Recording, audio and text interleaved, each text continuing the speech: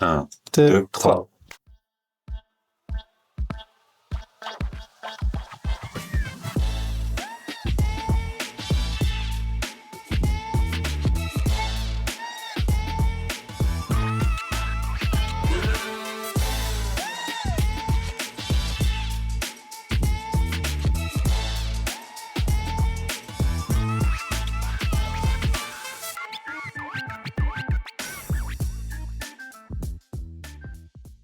Bienvenue sur le podcast Les Fameux, donc le podcast où on met un invité en avant chaque semaine.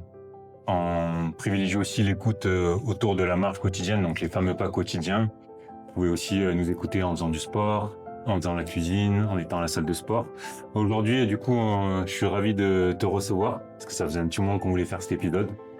Et c'est pas toujours facile de caler la date, parce que tu fais pas mal de courses, t'es pas toujours présent. Donc, je vais te laisser un petit peu te présenter. Tu fais de la moto, un petit peu à haut niveau. Si tu veux nous dire d'où ça t'est venu cette envie de faire de la moto depuis tout petit, comment t'en es arrivé là au jour d'aujourd'hui, voilà, retracer un petit peu rapidement ton parcours. Bonjour à tous, je m'appelle Romain Dagna, j'ai 20 ans. Donc, je suis pilote professionnel d'enduro moto. Pour présenter un petit peu la discipline, l'enduro moto, c'est un peu le même principe que le rallye. C'est-à-dire qu'on a des liaisons et des spéciales chronométrées où on se départage. Donc l'intérêt, c'est d'aller le plus vite du point A au point B en spéciale. Et lui qui a le meilleur temps gagne la spéciale. Et après, on en a donc 9 spéciales par jour. J'ai attaqué très tôt la moto, à l'âge de 2 ans et demi. Mon premier mot a été moto, et les noms papa et maman. Mon premier bruit, ouais, mon premier bruit a été le bruit de la moto. Donc tu vois, depuis vraiment tout C'est petit. quelque chose qui est présent dans la famille. Bah écoute, ouais, un petit peu. Ça te parle autant. Un petit peu, ouais. Ouais. Mon père en a beaucoup fait. Jeune, a rêvé d'être pilote professionnel. Il s'est donné les moyens pour. Pareil, motocross. Motocross plus. Après, il a fait un peu de trial, il a un peu tout fait. Mais donc depuis petit, mon frère aussi, que Ouais. tu connais, en a fait et en fait encore un tout petit peu. Et donc voilà, à 2 ans et demi, j'ai réussi à enlever les roulettes sur le vélo et du coup une semaine après j'avais ma moto. Donc c'était Ok, cool. ouais, donc premier mot moto. Après, Ouais, dès que t'as pu monter dessus, t'es monté dessus. exactement. Et après, un petit peu, du coup, l'évolution à partir de tes 2 ans et demi. L'évolution a été plutôt tranquille au début, c'est-à-dire que jusqu'à donc mes 13 ans, j'ai pas fait une seule compétition. Pur plaisir et autour de la maison. Par contre, beaucoup d'heures, beaucoup de travail avec mon frère. Tous les soirs après l'école et tout, je roulais tous les jours quasiment. Vraiment passionné de moto et passionné de travail. On peut même dire presque enragé de travail. C'est-à-dire que j'étais capable de passer une soirée à travailler pendant 2 ou 3 heures d'affilée, un virage. Ce qui a fait qu'arrivé à ma première compétition, j'ai performé en championnat de France. J'ai pas attaqué par un championnat de ligue, j'ai attaqué directement en championnat de France où j'ai fait une première saison où je fais vice-champion de France en 85 cm3. Et après, ça a évolué, donc enduro kid, passage en 125 cm3, donc une moto un peu plus puissante qui s'est bien passée aussi. Et puis après, voilà, championnat de France enduro normal, championnat d'Europe, championnat du monde, un titre de champion du monde en 2025, donc l'année dernière. Et cette année, passage chez les grands en junior avec une nouvelle moto et la moto la plus puissante du marché. Donc on verra un peu ce que ça va donner. Oui, parce que moi, du coup, je m'étais noté, tu as fait vice-champion d'Europe en 2023, C'est ça. champion de France junior 2023, champion de France Esport 2022, Ouais. champion de France Enduro Kids 2021, et Ouais. encore champion de France l'année d'avant en 2020. Du coup, tu nous parlais de ta première compétition. Ouais. Euh, Comment tu as eu l'opportunité d'y participer à cette première compétition? Est-ce qu'on t'a démarché? Est-ce que c'est toi qui as fait les démarches? Si tu peux nous expliquer un petit peu le processus. Le processus a été que j'ai dû passer mon casme pour faire un enduro au Grand Lara, au-dessus de Gap.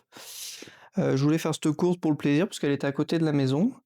Et donc en passant le casme, je me suis renseigné avec le motoclub alpin.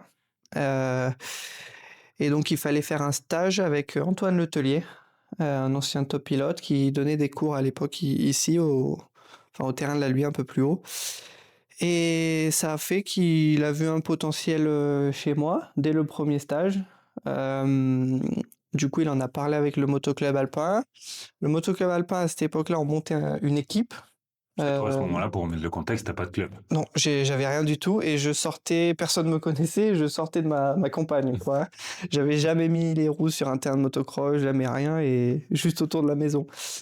Et donc, bon, on a discuté et donc ils ont le motoclub alpin avec Alan Amaury qui me suit encore, toujours à l'heure d'aujourd'hui, qui vient avec moi sur tout le championnat du monde et tout.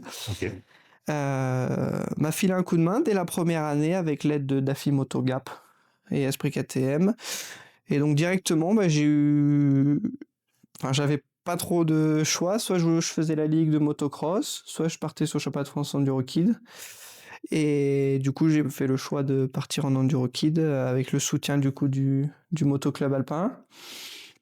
Et voilà, c'est comme ça que je suis allé à la première course, mais sans rien attendre et sans rien espérer, parce que sans course, sans expérience du tout, même pour te donner un petit peu des anecdotes un peu sympas, on part avec mon père en camion avec un copain à moi, Alexis Poussel, qui est d'en bas. Oui, parce que c'est la logistique, quoi. On À est... chaque fois, se déplacer, Ouais, faut déplacer les motos, les véhicules, les personnes qui t'accompagnent. c'est ça. Donc moi, pour essayer d'être à peu près encadré, on a pris quelqu'un qui s'y connaissait, un copain à mon frère, et on y allait avec mon père tous les trois en camion. Et là, au bout de 2 heures de route, mon père, il en pouvait plus. Il voyait pas le bout de la route, il était jamais sorti. Et il me dit, ouais, c'est quand qu'on arrive, j'en ai marre. On avait 5 heures de route, que des routes, que des virages et tout. Donc là, déjà, le trajet le plus long, il a dit, écoute, si tu finis pas dans les 10, de toute façon, c'est fini, jamais je reviens. Il a dit, on arrête tout, c'est pas la peine. Et puis au final, non, c'est même pas une petite pression, c'est qu'il en avait déjà marre avant de commencer, tu vois. Et, et du coup, première spéciale, je fais deuxième, je suis interviewé, impossible de dire d'où j'habite, j'étais perdu complet. Et puis la course s'est plutôt bien passée dans l'ensemble. Et du coup, au final, on était obligé d'y retourner. Et voilà, donc ça m'a. Enfin, c'est des souvenirs qui me marquent parce que mon père, il a toujours été. Il a voulu être bon, mais il m'a jamais poussé, au contraire. Il m'a toujours dit calme et tout. Et là, ce moment-là, je me rappellerai toute ma vie, quoi. Toute Et ma du vie. coup, ça te vient d'où, cette persévérance? Tu vois, tu citais l'anecdote de répéter un virage pendant des heures, des heures. Ça vient d'où? Peut-être ton frère qui te l'a transmis ou pas du tout? Tu vois, un peu cette âme en fait, de rien lâcher, un peu de guerrier. Ça vient de ma mère, je pense. Ok. Ma mère est une personne comme ça. Je pense que tout ce qui est pilotage moto, c'est mon père qui me l'a transmis, d'avoir quand même assez des facilités à apprendre. Mais par contre, pour tout ce qui est mental, ça vient de ma mère à 100%. Et après, avec mon frère, on travaillait. Et moi, je voulais vraiment, j'arrêtais pas tant que je passais pas parfaitement le virage. Lui aussi voulait que je passe parfaitement. Donc au final, en travaillant ensemble, ça a encore amplifié cette envie de bien faire, quoi, de travailler, quoi. Voilà. Comment ça se passe lorsqu'on commence à faire des compétitions? Est-ce que rapidement, t'as une vision qui vient à toi? Est-ce que tu te laisses porter par le truc? Ah, c'est compliqué, on passe par plein d'étapes, pour être honnête, surtout mental. Par plein d'étapes, le mental, c'est un des points clés dans le sport, dans la performance, dont tu connais d'ailleurs. Ouais, surtout Euh, des sports comme toi, ouais, individuels, où tu dois, tu le disais tout à l'heure, 9 spéciales sur une journée. Tu dois pas lâcher. Si t'as loupé une spéciale, te remettre en question. Donc, la exactement. partie mentale est très importante. C'est très importante. Et puis, tu es en bataille contre toi-même. C'est-à-dire on part seul dans notre spécial, on part un après l'autre, avec un écart de 20 secondes à peu près. Donc, entre guillemets, on se voit pas. Enfin, on n'est pas en confrontation. Donc, entre guillemets, tout dépend de toi. Et puis, tu peux très vite te mettre dans un faux rythme ou très vite surengager et faire vite des erreurs, quoi. Donc, il faut arriver à trouver le juste milieu. Et puis, c'est vraiment une course contre soi-même. Moi, je le vois dans ce sens-là. Même quand je regarde les chronos, quoi que ce soit, je reste vraiment concentré sur moi-même. Donc non, il y a plein d'étapes. Il y a plein d'étapes. Quand on est jeune, on se met vite un petit peu la pression. Beaucoup de monde arrive autour de toi quand tu es jeune, que tu roules pas trop mal. Il faut savoir écouter déjà les bonnes personnes, parce qu'il y en a, c'est pas toujours à bon fond, disons. Moi, je me suis toujours mis un petit peu la pression un peu jeune. Euh, Pas du tout parce que mes parents me la mettent ou quoi que ce soit. Ils m'ont jamais mis la pression. Toujours au contraire, même, c'est pas important, tu Ouais, vois. le plaisir Dans le avant tout, sens, c'est pas c'était plutôt ça. important. Ouais, voilà. Plaisir, fais-toi plaisir, c'est un moment, il faut profiter. Mais voilà, te mets pas la pression et tu verras où ça te mène, tu vois. Et après, bah, du coup, j'ai commencé à bosser le mental un peu plus tard. Et pour trouver des solutions par rapport au stress et tout. Quand on est jeune, c'est vrai que ça Du coup, c'est complique les super choses. intéressant ça. Quels tips, quels conseils toi tu pourrais donner à ceux qui nous écoutent ou toi qu'est-ce que tu fais par exemple quand t'es est-ce que tu fais de la visualisation, de la méditation, des Ouais. affirmations? Enfin, quel type de choses tu mets en place? Bah, moi, j'ai un rituel enfin, avant chaque entrée de spéciale, donc j'ai une phrase clé en tête que je me répète. De la respiration, super important. Avant les spéciales aussi. Et avant les courses, ouais, de la visualisation, j'aime bien. J'aime bien le soir, parce que nous, en fait, la spécificité, on marche les spéciales, on les reconnaît pas en moto, on les marche. Donc on a 3 spéciales. Donc la semaine d'avant, on va pour reconnaître. On a à peu près entre 40 et 60 kilomètres à marcher pour reconnaître les spéciales correctement. Moi, je les fais 3 fois chacune. Et du coup, le soir, bah, à chaque fois, on se les refait. Et puis, ça fait travailler, mine de rien, le cerveau. Parce que au tout début, bah, il me fallait 3 tours pour arriver à me rappeler juste des virages. Et maintenant, je fais un tour, je suis calé sur les virages. Le deuxième tour, je fais vraiment attention aux petites racines, je me projette comment la piste peut évoluer. Et le troisième tour, je confirme. Et comme ça, je me pose pas de questions. Ok. Et du coup, ça aussi. Et puis il y a beaucoup de prise d'informations, donc parce que quand on passe, je passe, admettons, premier au début, donc elle est comme je l'ai repérée, mais entre-temps, il y a 400 pilotes qui sont passés avant que je passe le deuxième coup. Donc tu vois, on a des ornières beaucoup plus grosses, des racines qui sont sorties que tu as jamais vues au repérage. Du coup, c'est beaucoup d'improvisation, quoi. Donc mentalement, il faut être vraiment. J'ai aussi bossé les réflexes, les trucs comme ça, parce c'est une prise de décision constante et rapide, quoi, qu'il faut arriver à avoir.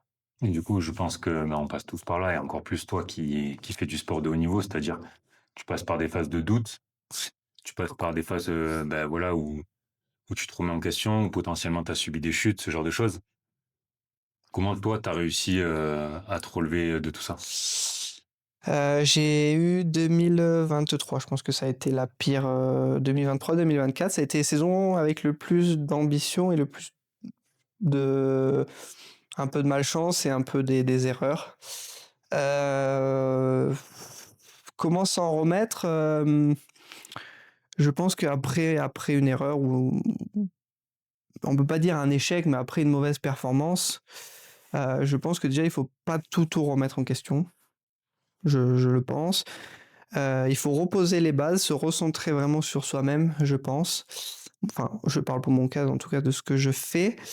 Et, et après, bah, des doutes, de toute façon, il y en a beaucoup quand même, forcément. On sait jamais les adversaires, les quoi que ce soit. Mais je pense que pour performer vraiment, dans mon cas à moi, c'est vraiment se recentrer sur soi-même et être concentré que sur soi-même et sur son pilotage, sur ce qu'on met en place. Et en fait, la course, ça doit être l'application de ce qu'on met en place en entraînement. Donc il vaut mieux s'entraîner des fois un peu plus dur, quitte à des fois, bah, comme là je suis dans cette période actuelle, je suis dans une période où c'est que je me suis surentraîné et j'ai un peu un coup de mou. Donc là je me repose, je remets des bases solides mentalement, parce que là j'étais un peu fatigué physiquement et mentalement, parce que j'ai vraiment mis des charges de travail importantes. Et donc là je me retire un peu, je m'entraîne moins avec du monde, comme ça je sais que là je suis moins performant à l'heure d'aujourd'hui.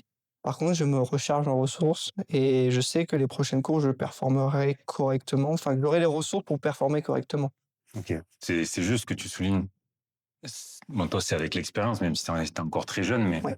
comment tu arrives à quand même t'apercevoir que tu es potentiellement en sur-régime ou en surentraînement? Parce que tous ceux qui nous écoutent, qui font du sport et encore plus des athlètes comme toi, en fait, faut beaucoup s'entraîner, faut beaucoup répéter, mais en même temps, faut pas être non plus dans le surentraînement. Ouais, Faut bien calculer son pic de forme suivant les courses qu'on va avoir. ouais, c'est ça. Voilà, est-ce que t'es suivi par un préparateur? Si oui, quelle stratégie vous mettez en place?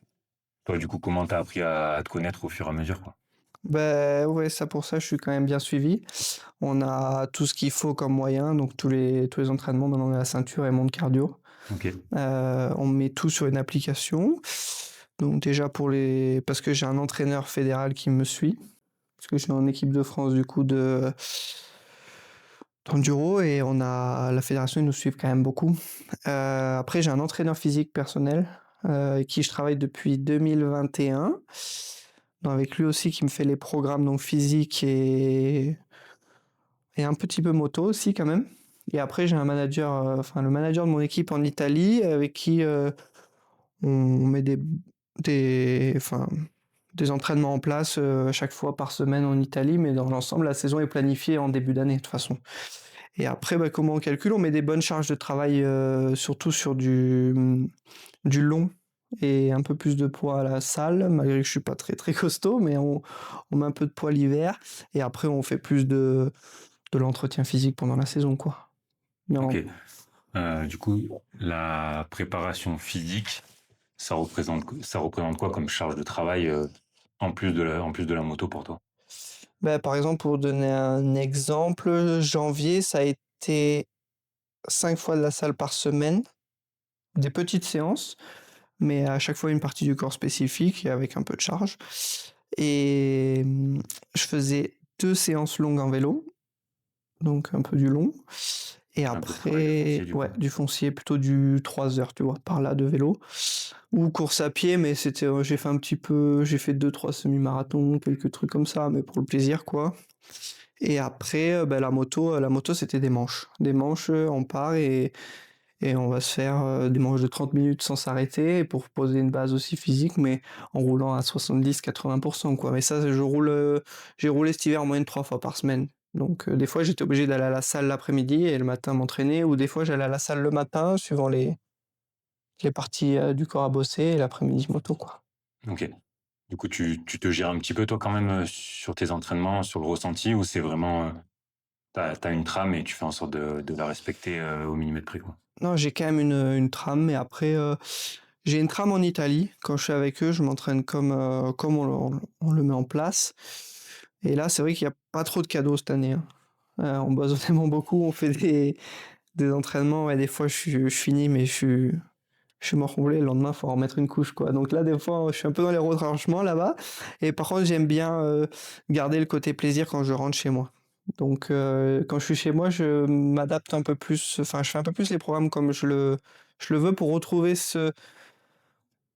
pour pas avoir cette routine d'entraînement et travailler toujours quand se donner à 110% par jour, tous les jours. Ouais, J'adore me retrouver un peu la donner. dopamine, le plaisir. Ouais, voilà, c'est ça qui est important aussi. Il faut arriver à trouver un peu le juste milieu. Là, par exemple, j'étais pas rentré de un mois, je suis rentré jeudi dernier là, et j'étais KO, quoi. J'étais KO parce que là-bas on respecte vraiment le programme, et des fois j'ai besoin de garder ce côté plaisir quand même. C'est hyper important. L'enduro, pour toi, ça représente quoi? Et si tu devais l'expliquer en quelques mots, pour une personne qui s'y connaît pas du tout, qu'est-ce que c'est? Qu'est-ce que c'est? C'est de la moto en tout terrain. Euh, c'est des efforts assez longs parce qu'on part le samedi et le dimanche, on fait 8 heures de moto par jour, sachant qu'il y a eu la semaine de repérage de 3 jours avant, où on se fait 20 km par jour à peu près, entre 15 et 20 km par jour de repérage. De longues journées et des spéciales chronométrées des fois des extrêmes naturels où il y a des belles montées, des belles descentes, des beaux obstacles à passer. Une spéciale cross un peu plus rapide dans un champ ou avec des bosses comme on peut retrouver un peu en motocross.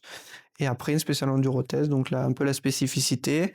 Et on va dans les bois et c'est souvent un petit peu long et voilà. Toi, c'est quoi qui t'attire le plus et qui te stimule le plus à faire cette pratique sportive-là? Bah, c'est de se retrouver dans la nature parce que même quand on passe en liaison donc d'une spéciale à une autre spéciale, on est dans la nature et c'est trop bien, quoi. On a la chance aussi ici d'avoir de très beaux paysages. Après voilà, c'est toujours pareil, faut pas en abuser. Par exemple chez moi, j'ai la chance d'avoir mon père qui est agriculteur et on a pas mal de terrain du coup, pas mal de terre pour pouvoir s'entraîner. Mais après, faut arriver à voilà garder à faire attention et pas aller rouler par exemple le dimanche quand il y a la chasse ou quoi que ce soit. C'est un truc c'est quand même aussi pas super, super bien vu, je pense, comme discipline, faut dire ce qui est. Mais Je pense qu'il y a des jugements et des a priori dessus. ouais, je pense. Je pense mais par chez moi, j'ai jamais eu aucun souci parce qu'on respecte quand même. Tu vois, par exemple, j'ai un terrain qui est juste en dessous du village. J'y vais par exemple 1 heure, mais en semaine, quand les gens travaillent, c'est toujours pareil. Il faut mettre du sien et si chacun met du sien, c'est une discipline qui peut quand même perdurer, je pense. Voilà. Après, nous, souvent, les courses, c'est quand même dans des endroits assez reculés, euh, souvent en Auvergne, Aveyron, et ça dérange pas plus que ça, quoi. Voilà. Tout à l'heure, on parlait un petit peu de l'entraînement, tout ça. Mm. Est-ce que tu fais vraiment aussi attention à toute la partie, on va dire, nutrition? Est-ce que tu es suivi? Comment Ah, ça se passe? attention, non, je mange normalement, hein, mais je mange quand même pas mal. Ouais, cet hiver, fallait que je prenne du poids, donc j'ai fait en sorte de prendre du poids. J'ai réussi à prendre 6 kilos cet hiver, donc Ok. c'est déjà pas mal, enfin, cet hiver. Quand je dis cet hiver, c'est en 3 mois, quoi, voilà, donc c'est quand même correct. Mais après, non, je prends un peu des protéines comme ça, mais pas Ok. particulier, non, non. Aujourd'hui, tu fais pas mal de déplacements, de compétitions. Mm. Euh, une question qui m'intéresse, c'est comment tu as fait aussi pour t'adapter aussi jeune à faire autant de voyages, à t'adapter aussi suivant, tu vois, aux barrières de la langue. Ouais. Tu peux aussi nous en dire 2 mots, comment s'adapter aussi aux sponsors. Mm. Euh, voilà, franchement, j'aimerais en savoir un petit peu plus sur cet aspect-là. Ouais, bah, c'est un sujet important et non, pour tout ce qui est des déplacements, au tout début, donc tant que j'avais pas le permis, c'est mon père qui me menait aux compétitions. Par contre, on s'entraînait pas ailleurs parce qu'il a pas énormément de temps non plus et voilà, il voulait pas non plus me mener tous les week-ends ou tous les jours pour m'entraîner, donc je m'entraînais toujours à la maison. Donc après, pour les compétitions, on partait ensemble. Au début, c'était quand même assez simple. Après, donc j'ai eu le permis, je partais seul aux compétitions, ou enfin, je suis jamais trop parti seul, mais avec mon frère, mais je me débrouillais plus. Pour les entraînements, je me débrouillais plus. Mais à ce moment-là, j'avais encore une équipe française. Pendant 2 ans, j'ai une équipe encore française. J'allais de temps en temps chez eux à Cahors. Mais c'était pas, voilà. Le plus grand changement était donc en 2025. J'ai pris la décision de partir pour une autre équipe, donc KTM Farioli en Italie. Et donc, Le sponsor peut-être. voilà, donc l'équipe pour laquelle je roule toujours, et avec qui ça se passe très très bien. Et là, ben là, ça a été un vrai changement parce que je suis parti là-bas, donc habiter là-bas. Donc l'hiver, je faisais un petit peu des allers-retours pour revenir, mais voilà, j'ai vraiment pris la décision de partir plus là-bas. J'ai un appartement là-bas, encore maintenant.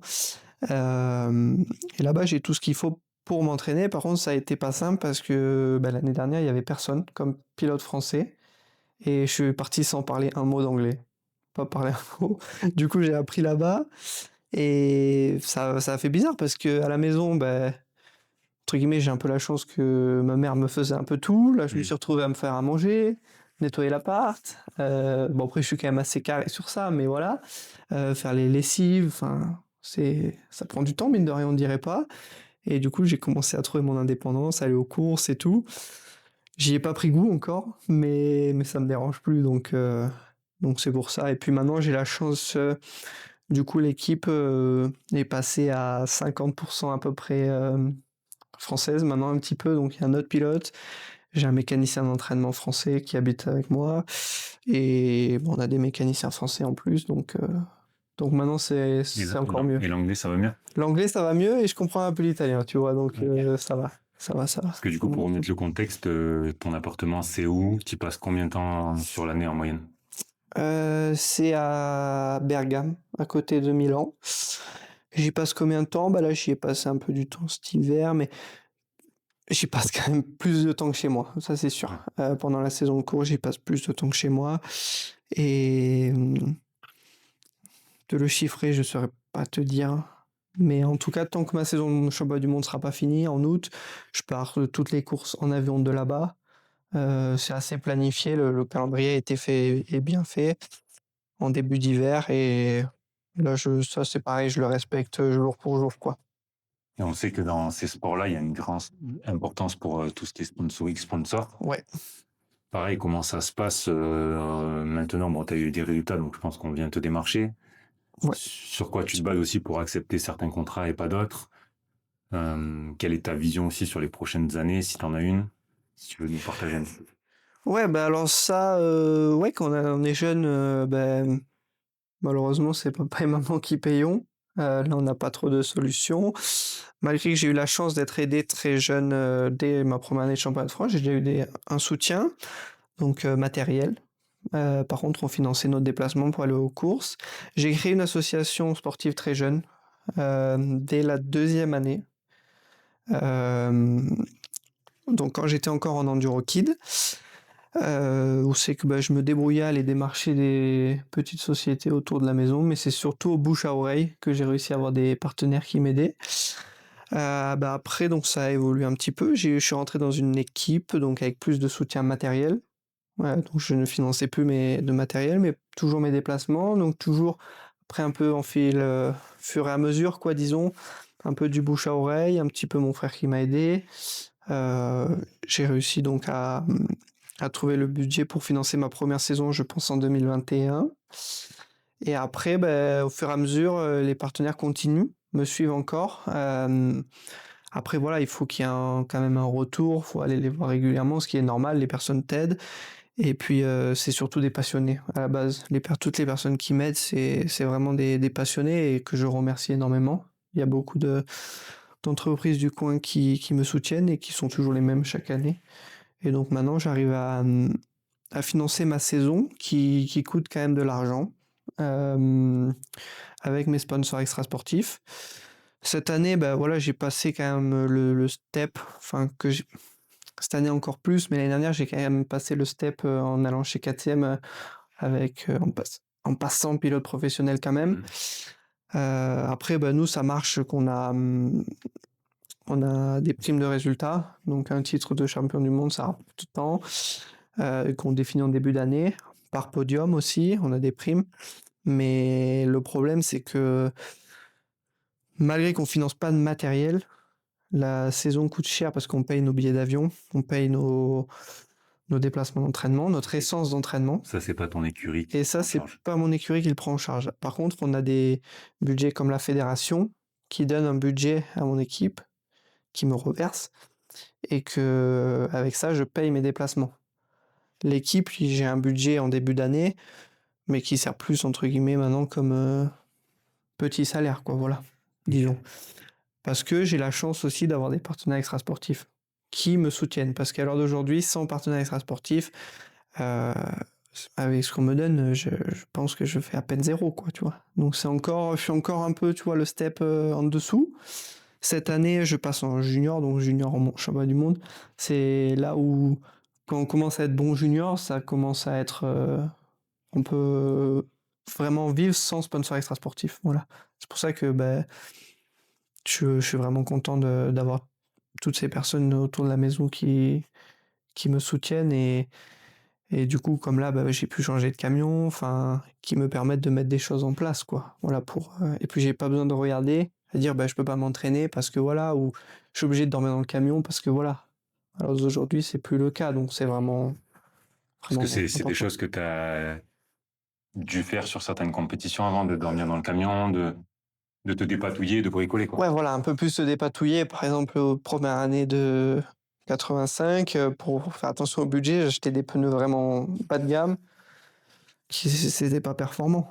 Et, et pour faire attention au budget, sur pas mal de choses, on faisait quand même attention parce que ça chiffre très vite. Pour donner une idée, à l'heure d'aujourd'hui, une moto coûte 30 000 euros à peu près. Il m'en faut 4 ou 5 par an. Donc déjà, ça chiffre. Mécanicien d'entraînement, ben, l'équipe paye un mécanicien d'entraînement pour que je fasse vraiment plus de mécanique et plus rien, même plus je lave les motos, tu vois, donc c'est le top. Un mécanicien pour les courses, donc pareil, un mécanicien pour les courses, un mécanicien pour le championnat de France et un pour le mondial. Après, ben, le coach de sport, enfin, l'appartement en Italie, tu vois, ça chiffre vite quoi, pour l'équipe. C'est vrai qu'une année, puis ils ont une semi-remorque pour aller aux courses, etc. Eux aussi, ça leur coûte quand même un peu d'argent. Mais j'ai la C'est chance de. intéressant pour rebondir. Pourquoi tu as besoin, surtout pour les personnes qui nous écoutent, qui n'ont jamais fait de moto, pourquoi tu as besoin de 3, 4, voire 5 motos sur une même saison? Parce qu'on fait beaucoup, enfin, je fais beaucoup d'heures. Beaucoup d'heures de moto. Je pense qu'en moyenne, dans l'année, je dois rouler minimum 4 fois par semaine. Euh, pour donner une idée, hein, 4 fois par semaine, ça fait à peu près 8 heures de moto. En moyenne, on roule à peu près 2 heures chaque jour. Un train de pneus, c'est 10 heures. Donc c'est une semaine. Pour avoir des pneus, au bout de 10 heures, ils sont déjà, tu vois, un peu limite. Euh, une vidange, ben, c'est toutes les semaines. Un piston, c'est toutes les 2-3 semaines. Un embrayage toutes les 2-3 semaines. Après, on change les vilebrequins. Parce qu'on a des motos un peu plus performantes. Donc après, ben, les suspensions, pareil. Les suspensions, j'ai des très très bonnes suspensions. Pareil, il faut les vidanger, changer les bagues dedans, les petits ressorts, parce que j'ai un système d'amortisseur qui se détend dans les trous pour rester toujours collé. Enfin, et c'est toutes ces pièces qui, au final, ben, chiffrent vite, quoi. Une année, s'il faudrait chiffrer, je pense, une année moto, matériel, mécanicien et tout, mais c'est exorbitant. La somme, enfin, Ouais, t'as une idée on- de la fourchette? pour moi, une année en mondial, pour être bien, tout compris, il te faut 130, 150, je pense. 1000. Donc Du coup, ça. si je voulais rebondir tout à l'heure sur, tu as fait plusieurs compétitions et plusieurs années Mm. avec une équipe française. Oui. Du coup, quel a été le déclic pour te dire je change et je bascule via une autre équipe? Est-ce que c'était une opportunité? Est-ce qu'on est venu te démarcher? Est-ce que toi, tu t'es dit à bout d'un moment, il faut que je change aussi d'environnement pour grandir en tant que personne et en tant qu'athlète? Ouais, ça a été. Bah, j'ai eu la chance qu'ils sont venus déjà me démarcher. Donc j'étais quand même en position de force. Mon ancienne équipe voulait qu'on continue ensemble. Après, on avait eu quelques soucis sur les motos, des petits problèmes de fiabilité qui, qui m'ont coûté des titres, un titre de champion d'Europe et un potentiel titre de champion du monde. Donc il était soit temps de passer un step avec l'équipe qui était prêt à passer le step, mais on n'était pas sûr de tout. Et là, une équipe qui venait de prouver, qui avait été championne du monde dans la catégorie où j'allais rouler, et dans la catégorie au-dessus d'ailleurs, qui est une des meilleures équipes. Et ben là, j'avais le choix en fait. C'est que à cette époque-là, j'avais le choix entre toutes les équipes 125. Donc toutes les équipes 125 sont venues me démarcher. Donc TM, Fantic, Sherco voulait continuer et KTM. Et pour être honnête, ben, je suis allé chez KTM pour le moins de financièrement possible. C'est-à-dire que c'était là où j'avais le contrat le moins bien payé, le moins de primes, Ah ouais? mais c'était là où j'avais la meilleure moto. Et c'est encore le cas à l'heure d'aujourd'hui. J'ai une très très bonne moto. J'ai pas le meilleur contrat, mais j'ai une très très bonne moto. Et pour la progression, des fois, je pense qu'il faut savoir investir sur soi-même en prenant le risque de gagner un peu moins d'argent, mais d'avoir une moto performante et pour après être devant rapidement pour après arriver à engranger ce qu'il faut. Ouais, Mais là, t'as quand même une vision. ouais, un petit peu, un petit peu.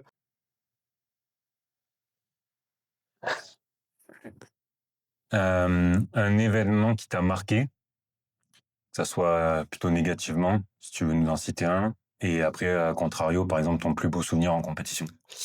Ok. Un négatif, un championnat d'Europe en Estonie, euh, où j'ai bu l'eau du robinet et la tourista, Mais mais non, c'est pas vrai.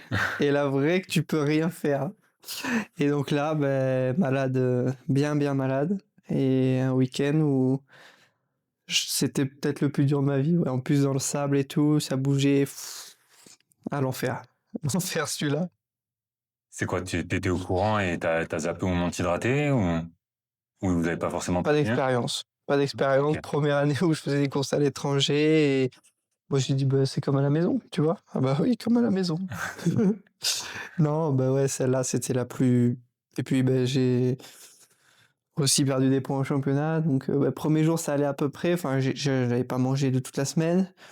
Et Ouais, premier jour pas j'ai vomi le d'énergie. matin et tout. J'ai essayé de déjeuner. Deuxième jour j'étais bon mort complet. J'ai encore sauvé un peu les mises donc ça va parce que j'ai quand même le mental correct. Mais ouais, je suis rentré à la maison. J'étais déjà pas lourd à cette époque-là. J'avais perdu 7 kilos. Donc j'étais liquidé là. Non, ouais, c'était le pire. C'était le pire et à contrario, le meilleur, bah, c'était cette année. Mon titre de champion du monde en Allemagne. parce que j'ai eu une année vraiment mouvementée, avec pas mal de triches des équipes adversaires. Un exemple typique, je gagne une journée en Italie. Pour remettre en contexte, le week-end d'avant, ils ont eu un souci mécanique. Ils ont changé de moto, ce qu'on n'a pas le droit pendant la course. L'équipe adversaire, pas la mienne, l'ont vu, l'ont pris en photo, ils ont été disqualifiés. Et week-end d'après, en Italie, chez eux, vengeance. Je pars, je gagne la journée, j'arrive au parc fermé, on n'a pas le droit de changer les roues des motos, le moteur et le silencieux d'échappement et le cadre. Donc on a le droit de changer tout ce qui est des pièces, des pédales de frein, des guidons, des choses comme ça, mais pas ces pièces-là. Et j'arrive le soir, je gagne la journée, donc content de gagner une journée. Pas l'autocollant sur la roue avant. C'est un autocollant qui est clairement impossible à perdre, donc je suis sûr qu'ils me l'ont enlevé. Donc après une saison autant mouvementée, autant de remises en question, c'était de gagner, c'était un soulagement énorme. Parce que le fait de ne pas avoir cet Disqualifié. autocollant-là, ah ouais, t'es disqualifié automatiquement. Disqualifié, donc on perd, c'était 20 points. Une journée de course, c'est 20 points. Donc je perds 20 points, je passe à 0. Donc là, le championnat, j'avais des points d'avance et au final, ça s'écroule. Donc on repart un peu à 0 et on arrive à la finale avec quand même des questions, des doutes et pas trop droit à l'erreur, donc un soulagement énorme quoi. Après, c'est pas ma meilleure performance. Ma meilleure performance, elle a été donc le deuxième jour. Ça, c'était le premier jour en Italie. Donc le deuxième jour, comme quoi l'importance du mental, c'est-à-dire premier jour donc disqualifié, donc mes points au championnat ils baissent énormément, alors que le titre était presque déjà acquis, disons, donc une remise en question, pas dormi de la nuit, fight un peu avec l'organisation, tout, le lendemain matin impossible de déjeuner, donc j'ai dû dormir 2 heures dans la nuit, T'étais vraiment avec une journée et là j'ai dit le matin c'était tu gagnes ou rien. Ou rien. Et là, j'ai passé un step mental sur cette course-là. Et donc, je suis parti et ça n'a pas loupé, quoi. J'ai gagné avec peut-être 45 secondes d'avance. Et surtout qu'avant la dernière spéciale en ligne, où malheureusement, je suis tombé, mais parce que je roulais vraiment à 100% de ce que je peux faire. J'étais 3e scratch, donc toute catégorie. C'était énorme en 125. Je pense que personne n'a fait des résultats aussi bien une journée complète quasiment. Donc vraiment une performance, c'était la meilleure performance de l'année et comme quoi, malgré qu'on soit fatigué de la veille, malgré qu'on n'ait pas dormi, qu'on n'ait pas déjeuné le matin, qu'on n'ait quasiment pas mangé de la journée, dans les ressources, au fond de moi, j'avais ce qu'il fallait pour performer et le mental pour gagner quoi. C'était parce que pour beaucoup, c'était le championnat était fini là quoi. Il m'avait tué un peu mentalement et là j'ai prouvé que ce que j'étais quoi. Du coup, t'avais un peu une envie de vengeance quoi à ce moment-là. Ouais, c'était vengeance. C'était vengeance. Mais d'ailleurs, on a travaillé cet hiver aussi sur le mental pour arriver à se retrouver cette envie et ce côté vouloir vraiment performer et concentrer. J'avais une concentration, c'est-à-dire que j'ai pas entendu un mot de personne de la journée. Le matin, pas comme d'habitude. Le regard, pas comme d'habitude. Rien comme d'habitude. Et meilleure performance de l'année. Et je sais pas, je crois que je fais plusieurs fois 2, 3e des spéciales, mais scratch, donc toute catégorie. Et c'est des performances avec une 125, la moto que j'avais l'année dernière, c'est vraiment, vraiment bien. Ça me fait penser, tout à l'heure, tu disais qu'avant chaque course, tu te répétais quelque chose. Ouais. Est-ce que tu as envie de nous le partager ou c'est vraiment Non, quelque chose qui t'appartient Non, je peux le dire, il n'y a aucun souci. Moi, c'est vraiment personnel à moi parce que j'ai toujours été un petit peu stressé, mais au final, cette phrase me convient bien et pour avoir vraiment confiance, donc c'est ma phrase que je me répète en soufflant, c'est « tout va bien, je suis bien, j'ai confiance ». C'est ce qui m'aide à me faire redescendre les pulsations, avoir une spéciale et me reconcentrer. Et pas me poser des questions, pas regarder les autres et vraiment être concentré sur moi et ce que je veux montrer, quoi. Voilà. Et après, non, ça c'est personnel, il y en a plein qui sont différentes. Beaucoup d'autres pilotes ont des phrases différentes de moi. Là, tu nous as partagé une expérience qui est quand même assez folle, bon, pas du bon côté, cette histoire d'autocollant, etc. Ouais. Comment ça se passe, sinon de manière générale, l'ambiance entre les écuries, l'ambiance entre les pilotes, c'est plutôt sain ou c'est vraiment la guerre? Cette année, ça a été la pire année, je pense. Dans la catégorie GT, ça a été l'année avec le plus de fighting. Je pense qu'on n'avait jamais vu ça auparavant. Ça, Donc là, tu parles quoi de saison 2024-2025? 2025, ouais. La saison 2025, donc l'année dernière, je pense que ça a été l'année où il y a eu le plus un peu de fight, un peu de entre les équipes et tout. Dû à une équipe adversaire un peu mauvaise perdante, je pense.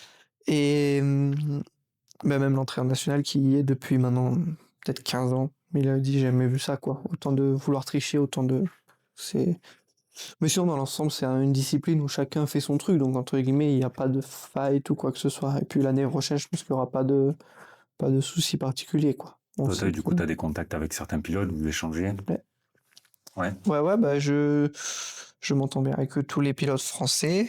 Je vais aux courses avec d'autres pilotes qui sont en équipe de France avec moi sur le championnat du monde. Après, bah je m'entends bien avec tout le monde et je pense qu'il y a personne qui. Enfin, c'est quand même une bonne ambiance. C'est quand même une discipline conviviale et c'est là la différence entre guillemets du motocross où c'est qu'on est en confrontation directe. On n'est pas en confrontation directe, donc entre guillemets, tu performes ou tu performes pas, c'est plus ou moins ta faute, quoi, tu vois. Il y a pas trop de. Il y a des aléas forcément, mais moins dû aux autres, voilà. Donc dans l'ensemble, non, je m'entends bien avec eux. Du coup, plusieurs fois, l'équipe de France, ça revient. Est-ce que c'est un sport où tu cours que pour ton écurie, pour ta marque, pour tes sponsors? Ou tu as également des courses dédiées, on va dire, plus à la nation, à ton pays, à l'équipe de France? Il y en a une. Donc il y a le championnat d'Europe par équipe où j'ai eu la chance de participer en 2023. Moi, j'y suis arrivé avec une main cassée. Je m'étais cassé, c'est pareil, c'est une anecdote où j'ai dû sortir le mental. On avait 3 week-ends d'affilée, donc 3 courses d'affilée. Première spéciale de la première course des 3 d'affilée, je me casse la main dans un piquet, donc le métacarpien, ici, tu vois, qui a bien reculé d'ailleurs. Je me casse la main, donc je finis le week-end. Donc là, une douleur bien comme il fallait. Surtout que c'était après peut-être 20 minutes de moto. Et il te restait 8 heures à faire. Et le dimanche, il te restait 8 heures à faire. La course d'après, championnat d'Europe par équipe. Ils m'ont gardé, la fédération. J'ai prouvé qu'ils pouvaient me garder parce que j'ai quand même pas trop mal roulé, même avec la main. Alors que j'avais vraiment mal, quoi. Là, c'était dur. Et la course d'après, encore, j'ai eu la chance d'avoir sauvé les points la course d'avant et avoir remporté mon titre de champion de France junior à ce moment-là. Donc pareil, on n'a pas tout ce qu'il faut physiquement, mais s'il y a les ressources mentales, je pense que ça peut quand même faire de belles choses. Plusieurs pilotes l'ont prouvé ça. Il y en a qui se sont cassés des pieds, qui ont quand même été champions du monde ou quoi que ce soit. Donc voilà, des fois, il faut savoir serrer les dents et tu t'entraînes toute l'année, c'est pas pour te laisser abattre sur une course, quoi, tu vois. Et après, non, pour revenir sur ça, donc cette année, j'ai été sélectionné aux ISDE, championnat du monde par équipe, où c'est qui sélectionne donc 3 pilotes juniors et 4 pilotes trophées. Donc cette année, j'ai été dans la sélection junior, où c'est qu'on a fait vice-champion du monde en Italie. C'était à Bergame. L'année prochaine, c'est au Portugal et j'espère encore être sélectionné. C'était une super expérience. Là, par contre, c'est donc une course de, non pas un week-end, c'est 6 jours de course d'affilée. Donc on part 15 jours, on repère pendant 10 jours. Donc on fait entre 100 et 150 km à pied de repérage, parce que tous les 2 jours, on change de circuit. Donc en fait, tu fais 2 jours, 2 jours, 2 jours. Du coup, tu fais plus de marches que de moto. Du coup, tu fais beaucoup de marches. Ouais, pas plus parce que tu reconnais 2 à 3 fois chaque spéciale. Ouais, mais tu passes Et beaucoup de temps de repérage. ah ouais, c'est long. Ah, là, c'est long quand même, hein. Là, quand t'arrives au bout et que tu vas monter sur la moto, t'es content, quoi. Et donc ça, c'est par équipe et c'est trop bien parce qu'on est 15 jours dans un bel hôtel. Enfin, c'est trop bien. Il y a 40 personnes pour cette pilote. On est super bien entouré. On a les cuistots, on a tout ce qui va bien, quoi. Les kinés. On a 2 ou 3 kinés, donc on y va quand on veut. Enfin, les médecins et tout. Et là, c'est vraiment le. De toute façon, c'est le Graal. Ouais, C'est la course la il y a plus une bonne connue. ambiance, ça c'est bien. T'es chouchouté au Ouais, maximum. voilà, c'est ça. Pour toi, performer, quoi. Ouais, c'est ça. Et puis, c'est la course un peu mythique de l'enduro, quoi. C'est comme un peu la coupe du monde de foot, tu vois. C'est un peu le même truc, quoi. Mais à notre échelle, quoi, forcément. Mais c'est un peu, voilà, c'est le Graal Ouais, ça serait un peu comme la Coupe Davis au tennis ou... Ouais, voilà, c'est ça. C'est la course compétition la plus connue qui d'ailleurs est la 100e année l'année prochaine. Tu vois, donc ça fait 99 éditions, ça fait un moment, et puis il y a quoi? Il y a 700 pilotes, et peut-être il y a toutes les nations qui viennent. En fait, toutes les nations sont obligées de mener une équipe, et, et c'est top, parce que du coup, tu te bats avec des Américains que t'as pas trop l'habitude d'avoir en championnat du monde, t'as d'autres pilotes, des Australiens qui viennent beaucoup, enfin, Ouais, c'est vachement diversifié. c'est vraiment bien. Tu nous parles beaucoup de mental et on sait l'importance que ça peut avoir. Mm. Euh, Au niveau physique, toi, ce serait quoi ta plus grande blessure? Et le fait de faire autant de volume, par exemple, quand tu fais 9 spéciales sur une journée, c'est quoi? C'est où tu vas avoir le plus de douleur? C'est au niveau des avant-bras, des cuisses? Ça va se Euh, situer où? Moi, c'est quand même un peu tout ce qui est dos quand même. Euh, les lombaires et tout, ça prend un peu quand même, parce que c'est pas tant la spéciale qui va te fatiguer, enfin, elle va te fatiguer physiquement, tu vas être essoufflé, mais c'est un effort court et intense quand même, ça reste entre 5 et 10 minutes, quoi, tu vois. Par contre, quand tu passes 8 heures sur la moto et tu sais qu'au bout d'un moment, bah, tu te relâches, tu vas pas rouler debout pendant 8 heures, et c'est là où tu es un peu moins gainé, et où je pense que c'est plus ce qui provoque les courbatures, parce qu'en entraînement, on a beaucoup moins de courbatures qu'en course. Parce qu'en course, c'est quand même, voilà, c'est long, tu te relâches un peu, donc voilà, pour moi, c'est plus cette partie-là. Après la moto, quand on n'en fait pas beaucoup, c'est beaucoup les avant-bras. Les avant-bras, direct, ils deviennent durs, et on a du mal à tenir la moto. Et après, bah, plus grosse blessure, bah voilà, la main. J'en ai jamais, enfin, pas eu beaucoup, mais toujours des petites bricoles au mauvais moment. C'est-à-dire, par exemple, je me suis cassé le genou à une course juste avant une finale du championnat de France, donc j'avais pas pu la faire. Pour privilégier la course d'après, donc j'ai roulé avec un genou cassé que je m'étais cassé il y a 10-15 jours en championnat du monde pour la Oui, quand finale même. l'année dernière.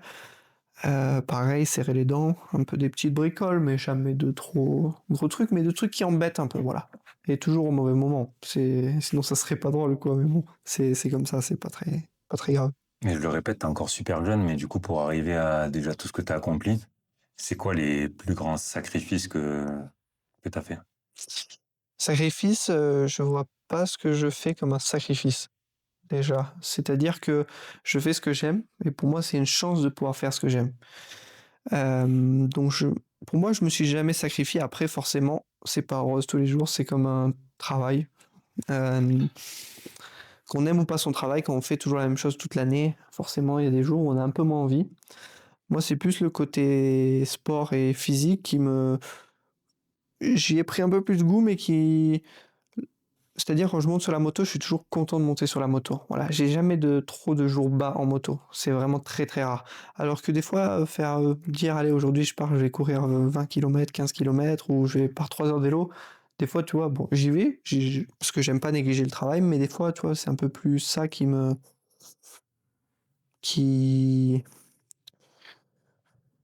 comment dire, qui m'embête un peu plus, mais que, après réflexion, je me dis ça 2 minutes dans ma tête, et après je me dis, tu veux quoi dans ta vie? Tu veux gagner ou tu veux pas gagner? Et du coup, j'y vais, et au final, ça passe vite quand même, tu vois. C'est plutôt le avant d'y être. Quand j'y suis, après, ça me dérange plus. Et cet esprit d'être autant compétitif, tu l'as depuis tout jeune, ou c'est à force là de gravir les échelons et de faire des compétitions où ben, la victoire te donne encore plus envie de victoire et du coup ça va C'est crescendo. plus ça. Ouais, ça, c'est plus ça. Je sais pas s'il y en a beaucoup qui naissent avec vraiment l'envie de vouloir gagner. L'envie de bien faire, oui, mais l'avoir envie de gagner.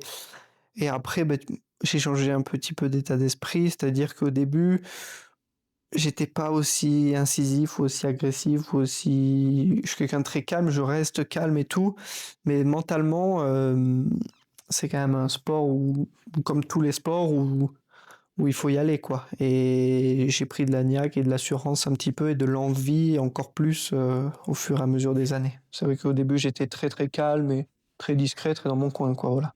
Et au fur et à mesure, ça évolue, quoi. Quand tu montes sur un podium comme tu as pu le faire et notamment ben, quand tu as été champion du monde, quelle émotion te traverse? C'est indescriptible, je pense. C'est juste énorme.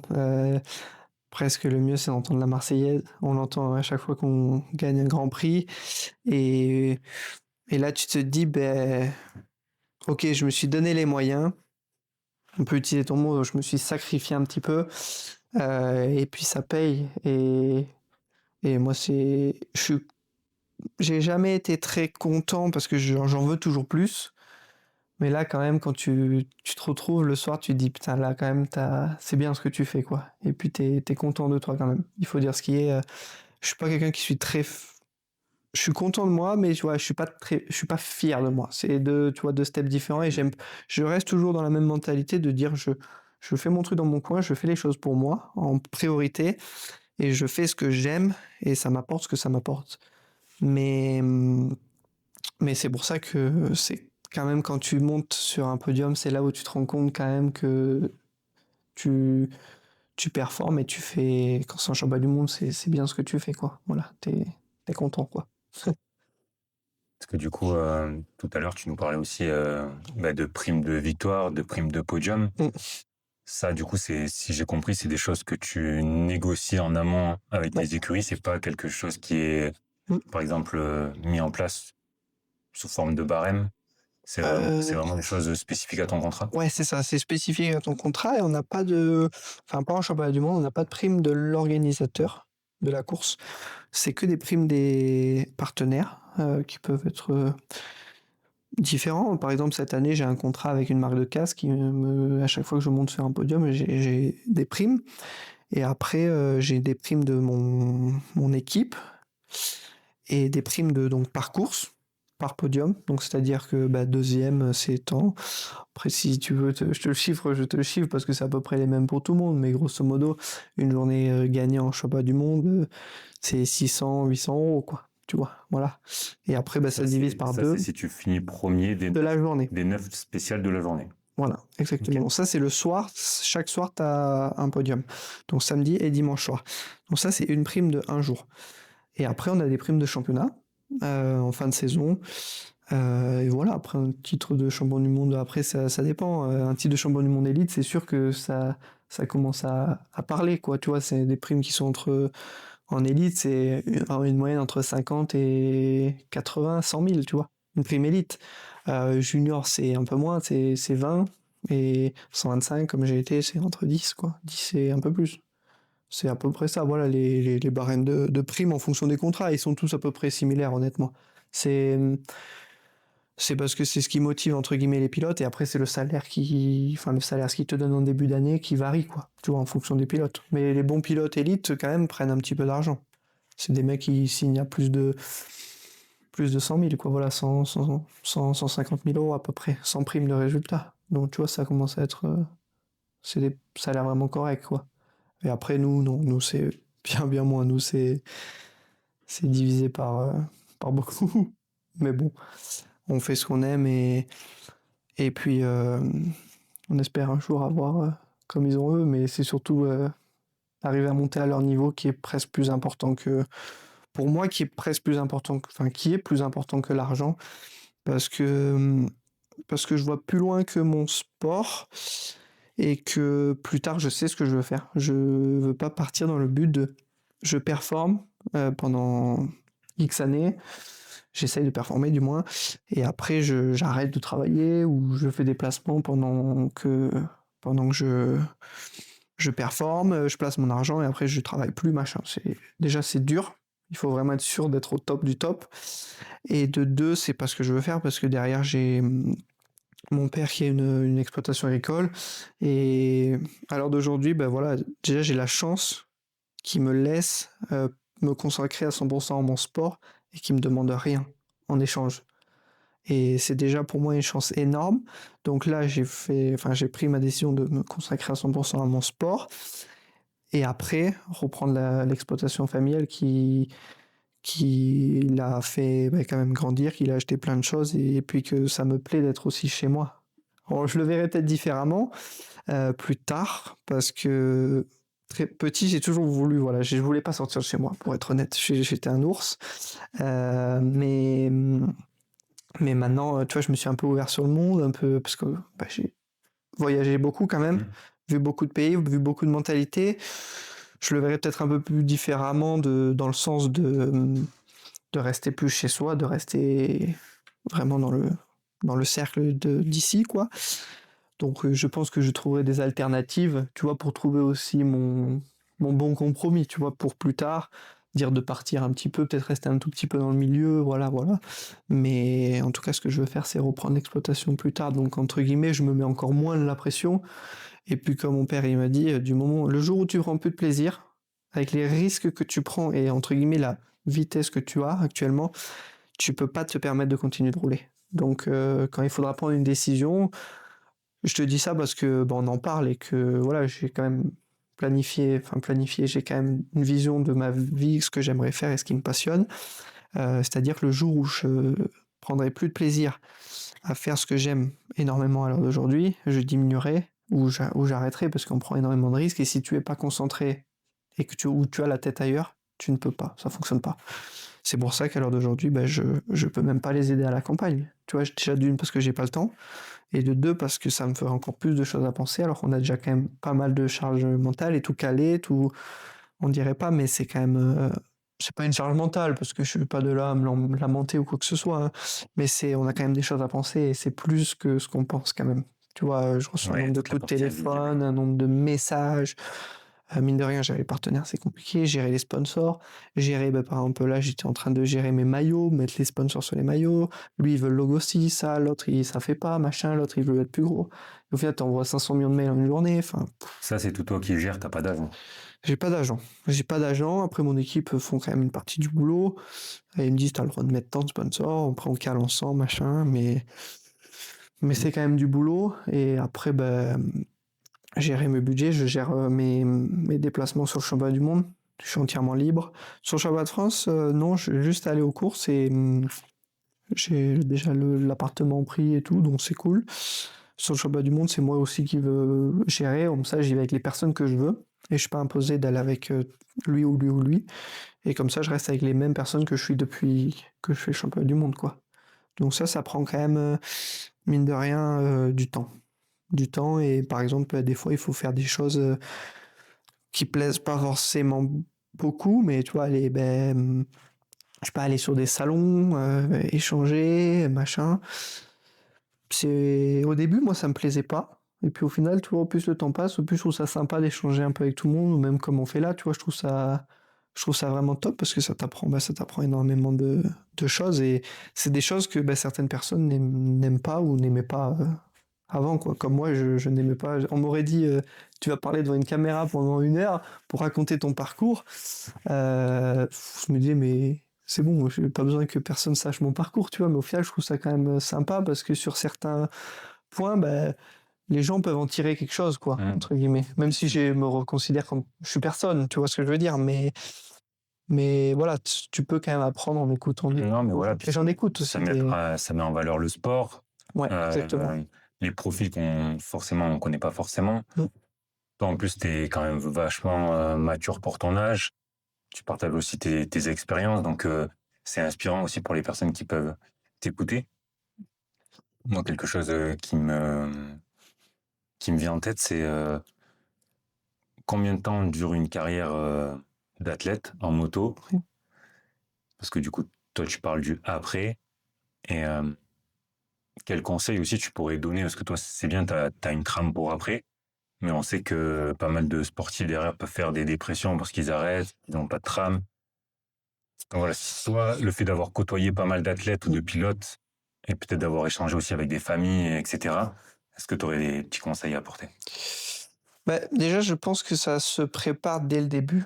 Je vois beaucoup dans certaines disciplines, les minots arrêtaient très très tôt l'école. Dans mon cas, moi, admettons où j'ai à faire progresser un jeune pilote ou quoi que ce soit, déjà il faut prendre le temps quand même de construire un minimum de base, je pense.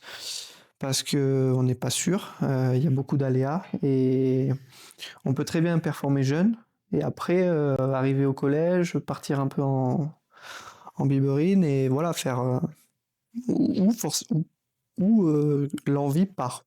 Voilà ce qui peut arriver, ce qui arrive à pas mal de pilotes. Donc je pense qu'il faut quand même prendre le temps de poser les bases. Et après, pour le après, je sais pas, parce que j'y suis pas encore. Je sais que j'ai discuté avec quand même des anciens pilotes ou même d'autres disciplines.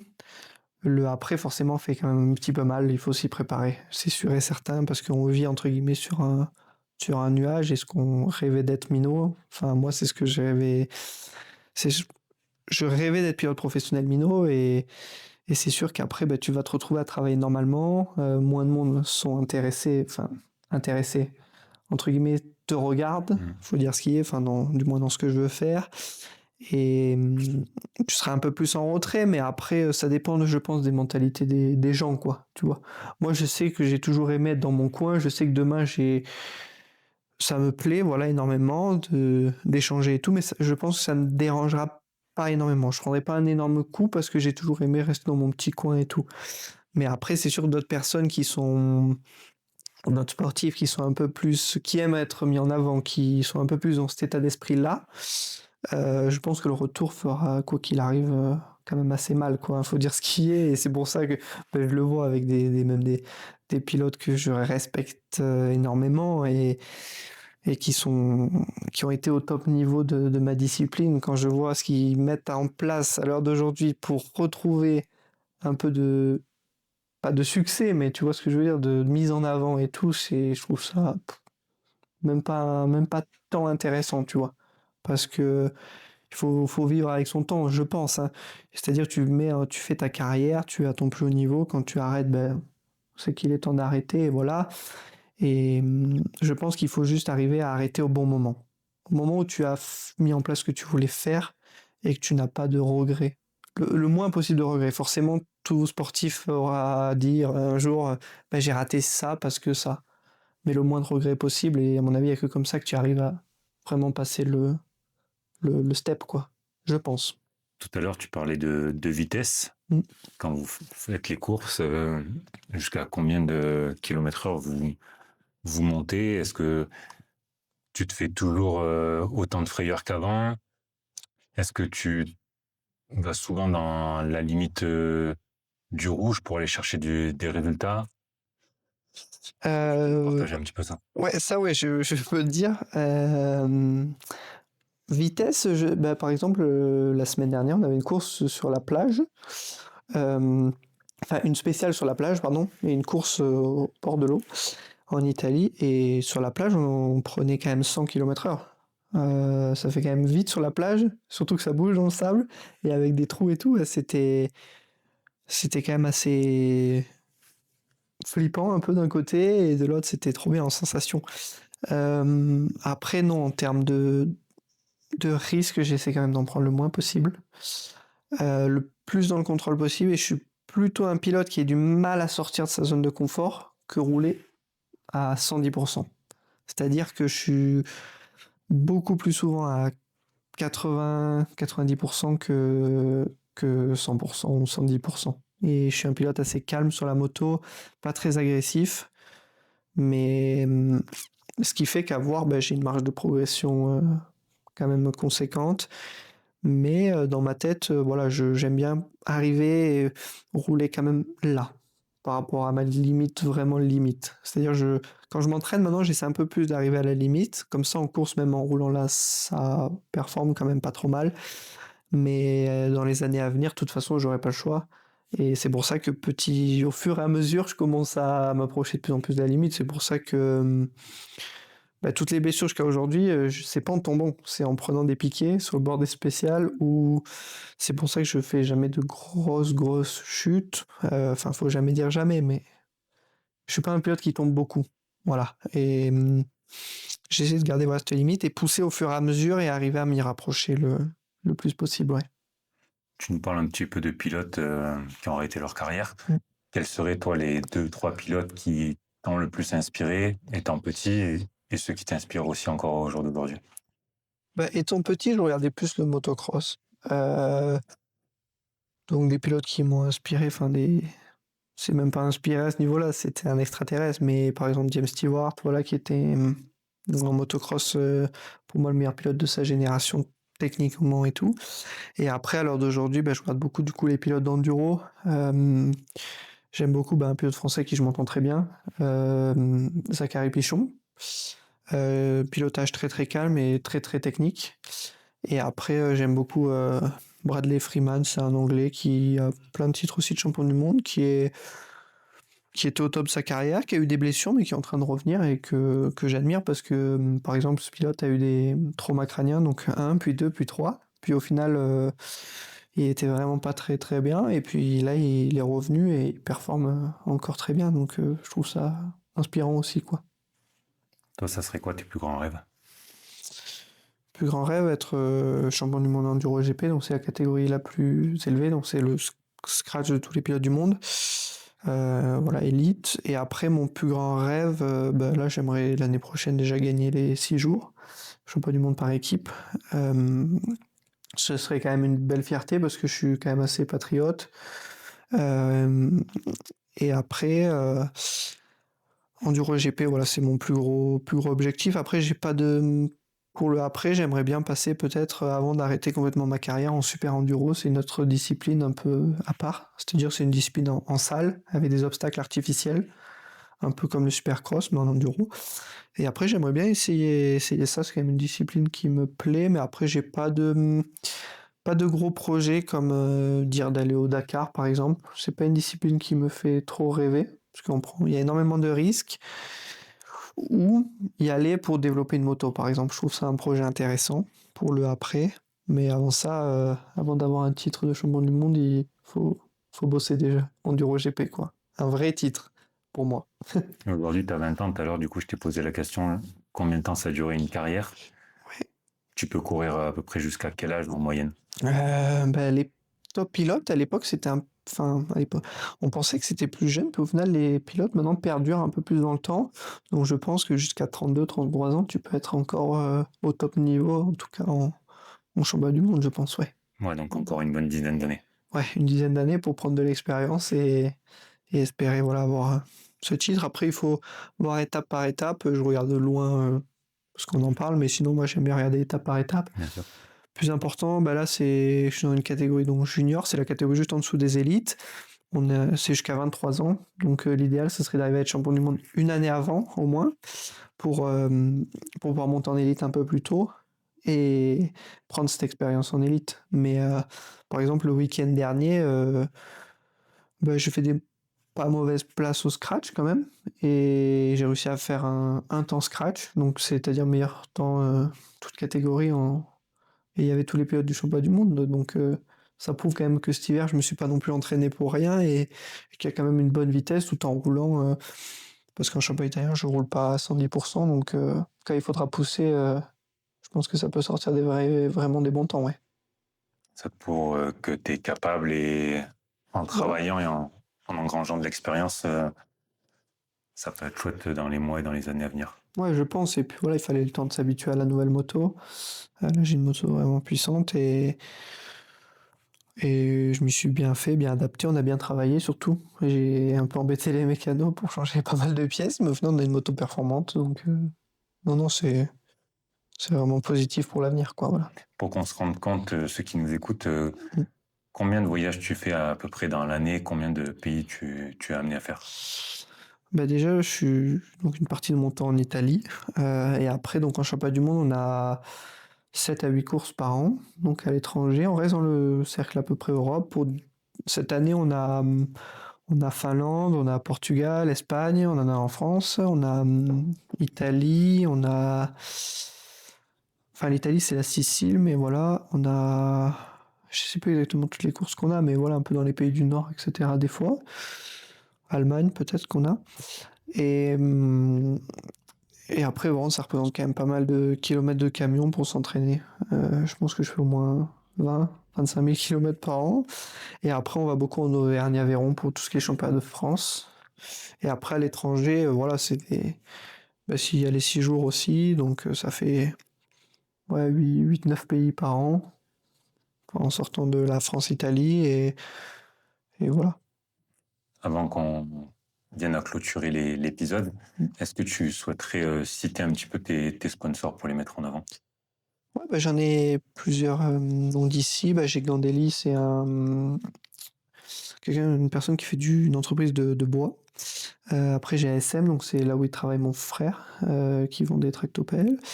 Après, non, par ici, j'ai Favini Service, j'ai tous les citer, ça va être compliqué, mais j'en ai quand même quelques-uns et c'est vraiment sympa de leur part, quoi. Par exemple, Turcan, avec qui je m'entends bien aussi. Enfin, j'ai des piscines aussi, des copains à moi, un peu plus bas. Enfin, voilà. Je suis quand même un peu Au jour d'aujourd'hui, tu as combien de sponsors à peu près? sponsor extra sportif, je dois en avoir une quinzaine. 15, 20 peut-être par là. Et ça, c'est des contrats que tu dois renouveler chaque année ou c'est sur plusieurs années? Ben, ça, c'est la chance, entre guillemets, de passer par mon association. Donc, tu peux défiscaliser, enfin, pour les sociétés, à 60%. Donc, ce qui est quand même intéressant. Et après, bah